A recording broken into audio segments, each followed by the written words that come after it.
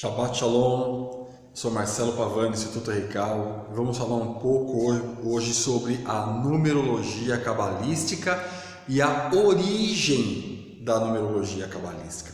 E por que eu quero explicar isso para vocês?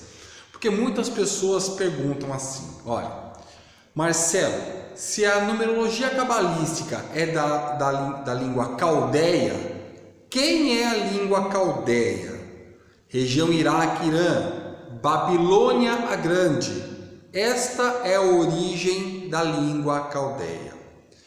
Então a confusão é, como que você fala ou como que se fala que a numerologia cabalística ou dos cabalistas são dos hebreus, dos judeus, né?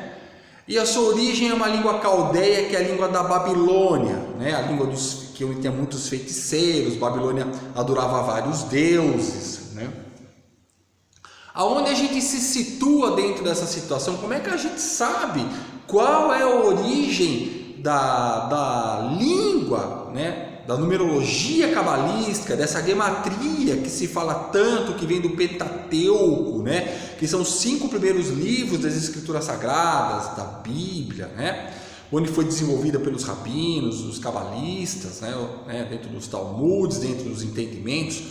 Como que a gente explica essa relação se a origem é caldeia?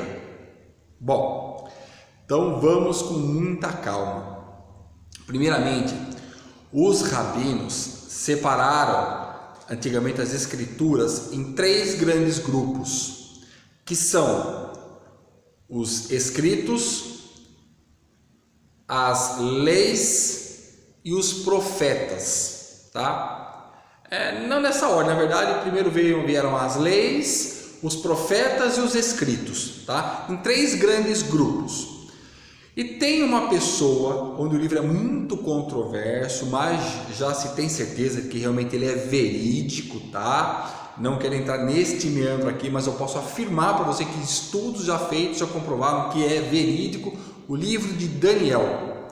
Então, tanto que na época o Daniel, os rabinos não colocaram Daniel como um profeta, colocaram entre os escritos, mas ele está lá. Então ele é um livro verdadeiro, um livro reconhecido, ok? Tá? Mas Daniel na verdade é um profeta, né? Ele fez muitas profecias, né? E o porquê o livro de Daniel é tão atacado, a gente pode conversar num outro momento, não é essa a questão. A questão é para dizer para vocês o seguinte: a origem que se fala tanto dos caldeus é que Daniel trouxe quando ele veio exilado. Por quê? Porque o profeta Nabucodonosor, né, na verdade, não sei se você está dando para ver aqui, em 618 antes da Era Comum, quer dizer, antes de Cristo, toda vez que nós falamos antes da Era Comum, a gente está falando antes de Cristo, tá? Nabucodonosor, ele sitia Jerusalém, como predito pelo profeta Ezequiel. Ele sitia Jerusalém para conquistar Jerusalém, tá? Então na linha do tempo, em 618, antes era comum, Nabucodonosor vem sitiar Jerusalém. Em seguida, o que acontece? Em 605, antes da Era Comum, Daniel é levado cativo para a Babilônia. Então, em 605, o que acontece? Daniel, ele é levado para a Babilônia, né? Algumas pessoas ficam em Jerusalém, porque na verdade o rei de Jerusalém, ele passa a ser um rei fantoche de Nabucodonosor, como depois passa também do rei Dário, e a gente, né? Mas enfim, em 605, Daniel é levado cativo para Jerusalém, certo? Desculpa, ele é levado cativo de Jerusalém para a Babilônia. A Babilônia, lembrando que a língua era a língua caldeia, tá? Então Daniel trabalhava o aramaico, tá? O hebraico. Bom, então tem que ser Babilônia, berço da língua caldeia. Daniel, no capítulo 1, versículo 3 a 4, é levado para estudar com os babilônios. Então acontecem lá, vocês vão ver depois, até que Daniel 2 ele faz a leitura da estátua, né, que o rei Nabucodonosor sonha. Mas Daniel, ele é levado, claro que tudo isso é conduzido por Deus, ele é levado para estudar junto com os babilônios. Então ele tem acesso à língua caldeia, ele começa a aprender a língua e começa a trabalhar as duas línguas, ou seja, a língua caldeia e a língua dele, a língua dos hebreus, tá? O aramaico, entendeu? Em Daniel 5:11 tem um outro relato que diz: considerando sábio, porque ali Daniel já passou o capítulo 2, onde ele decifra aquela estátua, né, que nenhum dos magos de Babilônia consegue, ele decifra. Então o que acontece? Ele é considerado sábio com o espírito dos deuses por Nabucodonosor e ele é constituído chefe dos magos.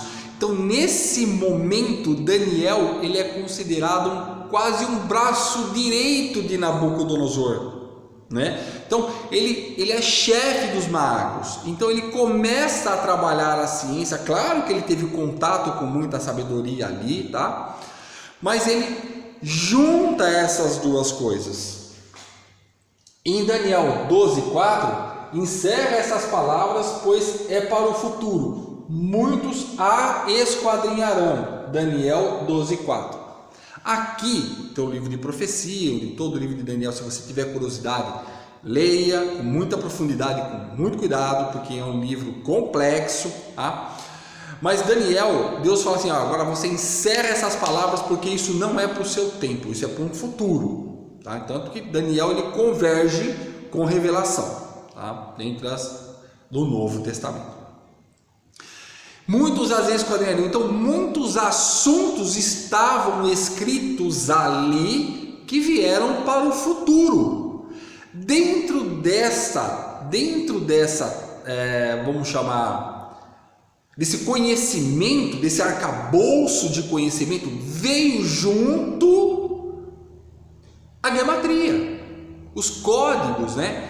E esse acesso possibilita com que nós, dentro ainda da cultura dos hebreus, dos judeus, desenvolva a técnica da numerologia cabalística, tá? Mas porque aonde entra a fusão entre a língua caldeia, que se fala tanto, né, e a língua hebraica?